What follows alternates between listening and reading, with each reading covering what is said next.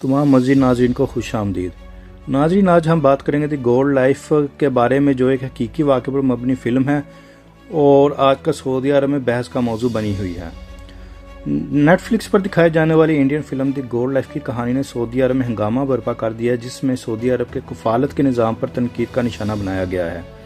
वाज़ह है कि केरला की मलयालम फिल्म इंडस्ट्री की जाने से बनाई जाने वाली आदोजी वेथम दी गोल्ड लाइफ एक असल वाक़े पर मबनी फ़िल्म है, जिसमें दिखाया गया है कि कैसे अच्छे मुस्तकबिल की तलाश में सऊदी अरब पहुंचने वाला एक शख्स सहरा में मवेशी चराने पर मजबूर कर दिया जाता है। सऊदी अरब के कफालत के निज़ाम के तहत मुलाजमत के ख्वाहिशमंद गैर मुल्की शख्स का एक सऊदी शहरी कफील होता है, जो इसकी रिहाइश और खाने पीने समेत दीगर चीज़ों का जिम्मेदार होता है।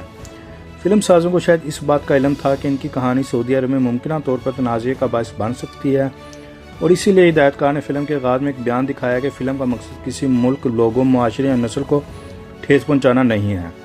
ताहम इस इंडियन फिल्म की वजह से नाकदीन और खलीजी सोशल मीडिया सार्फिन के दरमियान तनाज़ा पैदा हो गया है। जब कुछ लोगों ने सऊदी अरब में कफालत के निज़ाम के तस्वुर को पेश किए जाने के तरीके पर इतराज़ किया, तो बाद लोगों ने इसे एक तख्लीकी काम के तौर पर दिखाया। बहरहाल इस इंडियन फिल्म ने सऊदी अरब को गुस्सा दिलाया है। ये सच्ची कहानी कफालत निज़ाम की खामियां सामने लाई है, लेकिन सऊदी हुकाम गुस्से में भी हैं। सऊदी हुकाम ने फिल्म साज़ और ओमानी अदाकार पर इल्ज़ाम लगाया कि सऊदी अरब की तजलील की गई। शहज़ादा मोहम्मद बिन सलमान ने सऊदी अरब का बैनुल अक़वामी तस्वुर बेहतर बनाने पर अरबों डॉलर खर्च किए, लेकिन इस फिल्म ने इस तस्वुर को ढाक कर रख दिया और मुल्क में काम करने वालों के हकूक़ पर एक बहस को जन्म दिया। नाज़रीन, ये फिल्म एक इंडियन नौजवान नजीब की कहानी बयान करती है, जो रोज़गार की तलाश में सऊदी अरब पहुँचने के बाद एक सऊदी शख्स के पास जाता है, जो उसका कफील होने का दावा करता है। ये सऊदी शख्स नजीब को सहरा में ले जाकर मवेशी पालने का काम देता है, और फिर नजीब नामी किरदार मजबूरी में बरसों लखों तक सहरा में ज़िंदगी बसर करने पर मजबूर हो जाता है। फिल्म की कहानी एक सच्ची कहानी पर मबनी है, जिसका मरकजी किरदार एक इंडियन शहरी है, जो इस दर्दनाक कहानी को बयान करता है, जो एक नाम निहाद स्पॉन्सर के हाथों पेश आती है। स्पॉन्सर या कफील का किरदार ओमानी फनकार तालिब अल बूशी ने अदा किया। नाज़रीन, अब बात करेंगे कफाला का निज़ाम क्या है। कफाला के निज़ाम का इत्तलाक़ खलीजी ममालिक में काम करने वाले गैर मुल्की कारकुनों पर होता है। इसके तहत किसी भी खलीजी मुल्क में काम करने के लिए कारकुन के लिए एक कफील या स्पॉन्सर का होना ज़रूरी है, जो इसकी रिहाइश और मुलाजमत के मामलात का जिम्मेदार होता है। अपनी मुलाजमत के आगाज़ में गैर मुल्की कारकुन अपना पासपोर्ट और तमाम तरह शनाख्ती दस्तावेज़ात अपने कफील के पास जमा करवाने का पाबंद होता है। इस निज़ाम का इत्तलाक़ मुकामी अरब आबादी के घरों में काम करने वाले ज़ाती मुलाजमीन से लेकर बड़ी बड़ी कंपनियों में काम करने वाले मुलाजमीन पर होता है। कफाला के निज़ाम करने के तहत कफील या स्पॉन्सर कारकुनों की भर्ती के लिए उनके अपने मुल्कों में काम करने वाली रिक्रूटमेंट कंपनियों को फीस और खलीजी मुल्क सफ़र के लिए किराया अदा करता है। खलीजी मुल्क में आमद के बाद कफील अपने मातहत काम करने वाले कारकुनों की तमाम मुआशी और कानूनी मामलात का जिम्मेदार होता है। अगरचे कारकुन के वीज़े का स्टेटस अपने कफील के साथ मुंसलिक होता है, लेकिन तमाम मामलात में वो रिक्रूटमेंट एजेंसी के साथ किए गए मुआहदे का पाबंद होता है। अगर कारकुन इस मुआहदे की खिलाफ वर्जी करे और यह साबित हो जाए कि कफील इसका जिम्मेदार नहीं है, तो कारकुन को रिक्रूटमेंट फीस अदा करने के लिए कहा जा सकता है। कारकुन अपने कफील की इजाज़त के बगैर अपनी मुलाजमत तब्दील नहीं कर सकता, और ना ही वो अपने कफील की इजाज़त के बगैर मुल्क छोड़ सकता है। बहरीन, कुवैत, कतर, सऊदी अरब, मुत्तहिदा अरब इमारात और ओमान में काम करने वाले कारकुन इस निज़ाम से सबसे ज़्यादा मुतासिर होते हैं। कफाला के निज़ाम तहत बाज़ कफील अपने कारकुनों से गुलामों जैसा सलूक करते हैं, और गैर मुल्की कारकुनों में कफीलों के खिलाफ शिकायत आम सुनने में आती हैं।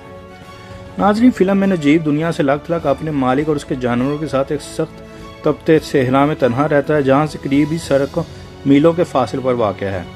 शदीद गर्मी में ना तो इसके पास फ़ोन है और ना ही लिखने के लिए कागज़ या कलम, ना इसका कोई दोस्त है ना शनासा, और इसे इसी हो से पानी पीना पड़ता है जिससे जानवर पीते हैं। एक दिल दहला देने वाला मंजर में नजीब अशकलू चेहरे के साथ बताता है कि किस तरह उसने एक मुलाजमत के वादे पर अपना सब कुछ बेच दिया, ख़ानदान को छोड़कर परदेस आ गया। उसने ये सब बस एक अच्छी मुलाजमत के लिए किया। वो ये इल्तिजा मलयालम ज़ुबान में करता है, जिसका उसके कफील पर कोई असर नहीं पड़ता, क्योंकि वो अरबी के अलावा दूसरी ज़ुबान नहीं जानता था। नाज़रीन, वाज़ह रहे कि तकरीबन 20 लाख इंडियन और 1 लाख केरला के बशिंदे बैरून मुल्क मुकीम हैं, जिनमें से तकरीबन 90% खलीजी ममालिक में रहते हैं। इन शहरियों ने केरला रियासत को जज़ीरा नुमा अरब में बहरीन, कुवैत, ओमान, कतर, सऊदी अरब और मुत्तहिदा अरब इमारात से जोड़ दिया, लेकिन इनमें से बहुत से कारकुनान इन ममालिक में कफालत के निज़ाम के तहत रहते हैं।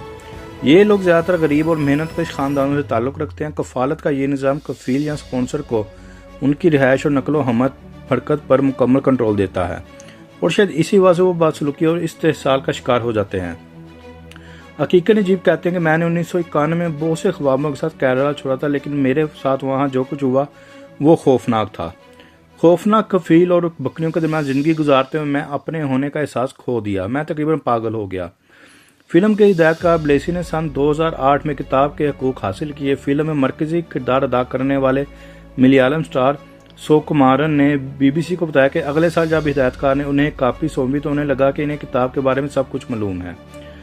انہوں نے کہا، میں کہانی کی تمام لائنوں کو جانتا تھا، اس کا شہر میں خاص طور پر فلم انڈسٹری میں بہت چرچا تھا، پھر بھی اس نے میرا دماغ اڑا دیا۔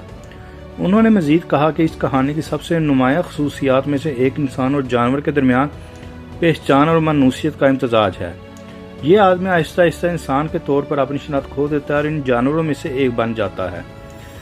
میں نے پہلے کبھی ایسا نہیں دیکھا، نہ کبھی پڑھا۔ یہ احساس اس وقت مزید گہرا ہو جاتا ہے جب فلم میں نجیب آہستہ آہستہ اپنی ملیالم زبان بولنا بند کر دیتا ہے اور وقتاً فوقتاً وہ اپنے گلے سے ویسے ہی آوازیں نکالتا ہے جو ان جانوروں کی آوازوں سے ملتی ہیں جن کا وہ خیال رکھتا ہے۔